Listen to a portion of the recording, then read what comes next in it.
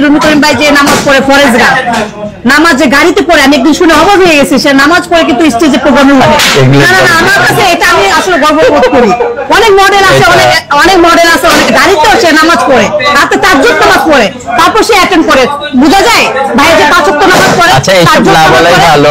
আচ্ছা অনেক চাপাবাজি হইছে, আসল কথা বলো। হ্যাঁ আসল কথা আসি। হালাই বলে 5 ওয়াক্ত নামাজ পড়ে, হালাই হাফ প্যান্ট পরে রাস্তায় ঘুরে, বেরিয়ে গেল মেকআপ দিয়ে লিপস্টিক দিয়ে রাস্তায় ঘুরে, রাস্তায় বেরিয়ে গেল তো তোমার নাচে নাচে রাস্তায় হারে। যারা 5 ওয়াক্ত নামাজ পড়ে পরের ব্যক্তি থাকা পক্ষে কি এসব কাজ করা সম্ভব? আচ্ছা এসব কথা না বলাই ভালো, আরো বাড়ায় বলো। ভাই আমি তো গর্ববোধ করি, আমি আমাকে আরো বলতে দেন। আবার একটা বেরিয়ে বলে এই গাড়িতে নামাজ পড়ে স্টেজে যাওয়ার আগে এই মেকআপ নিয়া, এই ড্রেস নিয়া এতে বলে নামাজ পড়ে, এটা কি সম্ভব? এতে বলে আবার তাহাজ্জুদ নামাজ পড়ে, তাহাজ্জুদ নামাজ পড়ে এত দিনে বেলার পরে এতে কি হাফ প্যান্ট পরে মেকআপ টেকআপ করে এবার তাহাজ্জুদ নামাজ পড়ে? হালায় বেড়া হয়ে থাকে মাইকে মতো, এতে বলে তাহাজ্জুদ নামাজ পড়ে।